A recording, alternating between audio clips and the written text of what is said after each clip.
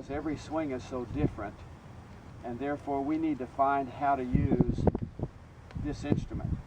And I'm proud to tell you I've had a few honors in my life, but the thing I'm most proud of, as I've talked to Sean about, was last year I had 11 different kids that won tournaments, and if you lined them up and watched them hit balls, you wouldn't think they had the same coach. And it's because of the experience I've had with Mr. Sneed and Mr. Nicholas that they built their swings around using this. Now, have you built your short games around how to use this, Mr. Mike, or what your body's doing? Actually, more around that. Good, because that's what Tiger said made Seve the best short game player in the history of the game. He understood his golf club and how to use it better than anybody who's ever played the game. And I think if I were going to have, rate the guys in the short game area, I'd have to put Tiger close behind Seve, closely followed by Phil Mickelson. I think he can hit more, spectacular shots, but early on his short game, his putting was really kind of his Achilles heel. He missed a lot of putts from 4 and 5 feet in. Stockton's helped him a lot. He's much better in close than he used to be. I'd put Mr. Runyon and Gary Player next, and Tom Watson. Those are the guys that I think are really short games. Now, what can we learn, you think, Rob, from watching those guys? They all had the different styles, didn't they? Mm-hmm. And so I'd rather teach you principles and let you find your way to execute those principles. That's where I'm trying to take you. Don't you think some of these guys relied as much on instinct as knowledge, though? Oh, no question. No question. But if we have to find a way to help ourselves, we have to have a plan, don't we, Mr. Jim? Yeah. And that's where I'm trying to lead us. We're going to put a plan together so that you all, when you leave us, you can go home and work on your plan of how to help your short game get better. That's what I'm trying to do.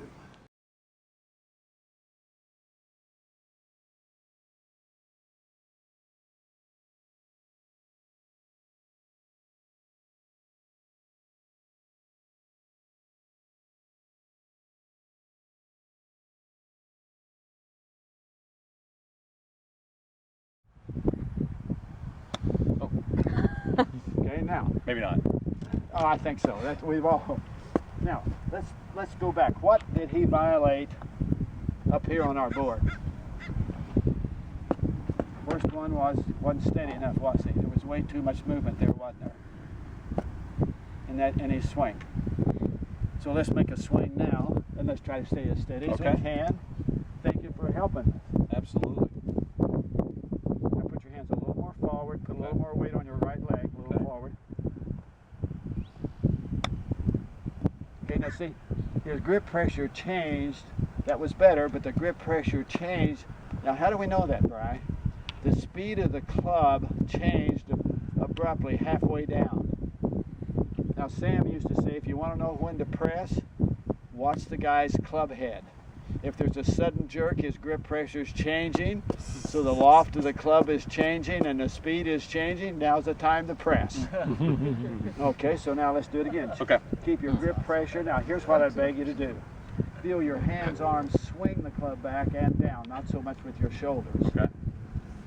If you were in the operating room, everybody'd be really in a lot of trouble. And the doctor came in with the equipment on his shoulders, would you let him operate on you? No. I don't think so. I think the field to operate would be in your hands and arms, so let's train those for a little bit. Okay. Okay. Almost made that, by the way. Yes, you did, but that's talent. That wasn't skill. Okay. I don't know. This one will be skill. I don't know what that means, but I'll take it. No, what I meant was your grip pressure changed and you got by with the technique that wasn't as good as you can be. Okay, perfect. So now feel the weight of your club head as you swing it back and through gently. Okay. Ah. That was very good. Do it again. Now did you see the club there? It moved very soft through the whole swing, very consistent. And that's because your hands are not, there you go. Thank you very much. I'm doing this every time now. Okay. You and Nicholas. Okay, now weight a little more on your right leg. Now feel the weight of the club as you swing it up and down. Okay, you raised up just a trifle, but you got by with it. Okay. Could you see his body move there just a little bit, everybody? Stay a little steadier. Okay. Let your arm swing. Oh, sorry. Attaboy, thank you, thank you. Now give me a practice swing one time out, and then look where you want your ball to hit. Okay. See again, it's a little quicker, a little softer. Thank you very much. A little longer, a little softer. Much better. Now we're ready. We're ready. Fire it up.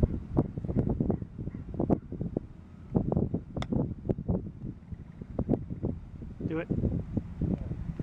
Oh. My hand, guys. There you Now go. that's Yeah. very nicely One on one thing. With my feet, my shoulders, I'll open the face to be more square to where the pin is. And I typically swing along my feet, so a little more of an outside-in path, and my hands a little bit back. And then the swing thought that I've always had in the bunker, right or wrong, is actually lines up with a lot of things you've been saying today. Is I feel I try to go really slow, or right here I just let it fall. The best bunker player I've ever seen. I've worked with Gary a few times, and he's really good. But I thought Julius Boros was a better bunker player than anybody I'd ever seen. I mean, you remember he won, well, you won't remember, but he won the Dallas. He won the U.S. Open one year. On the last round, he was a bunker 7 times, got up and down 6 times out of 7 and won. But he was, back to Brian's point, he was long and slow, Mr. McAllister. Do you have any film of him at all in your library? I'm sure we can find some. I'll tell you what, you should get that film out, because he had such a marvelous flow in his swing. Almost as good as CP's here, complete package. Almost. Well, let's see. Ball slightly forward in your case, huh? Yep. Okay.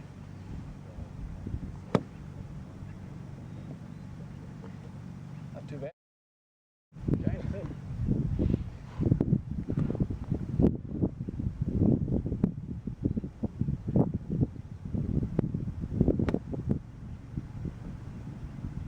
Work to just take lessons from Mr. Ford. Here's what I'd ask you to do. Let's move that ball back off that down. Put the ball back in your stance, not forward. Okay. Now get your shot, swing more vertical. Okay. Going back, hit the shot out.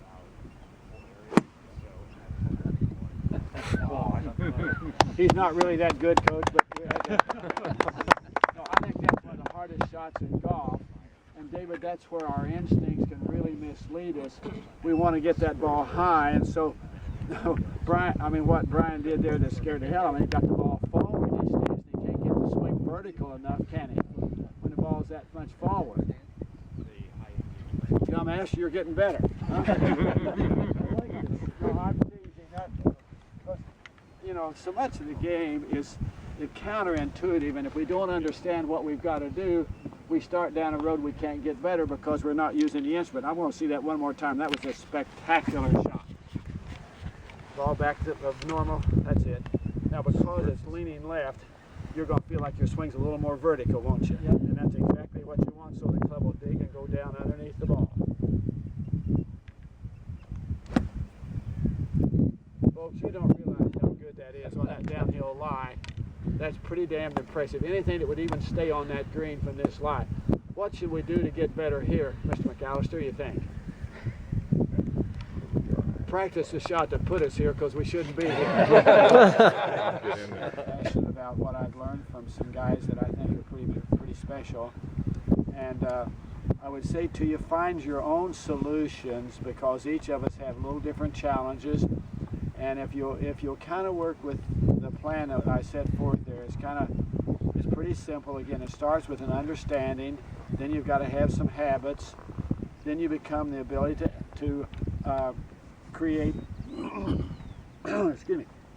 Begin to create some consistency. Begin to get some execution, and then you've got to make the right, if you will, the right decisions. And your sensitivity. I'm sorry. We should go again. I'm sorry. Here we go with your plan: understanding, habits, sensitivity, then your execution, and finally your ability to make decisions and play the right shot. And the sensitivity is the thing that's the reason I think, David, you need, as a musician. You said last night you played the guitar. What else was it? You told me violin, was it? Or no, the flute? Yeah. And what else, sir? Piano. Piano. How often do you practice your piano? I play a little every day, probably. Oh, really? Okay. How much time do we spend with our short game? Much. We got to be. What I'm saying is, be patient and fair with yourselves, and those that I pleased did not try to put anybody down. I just love to tease people and realize the only way we can enjoy ourselves is have some fun. But thanks for letting me be a part of it this morning, and really enjoyed each one of you. And I'm going to watch on golf course this morning. We're going to head over for just a quick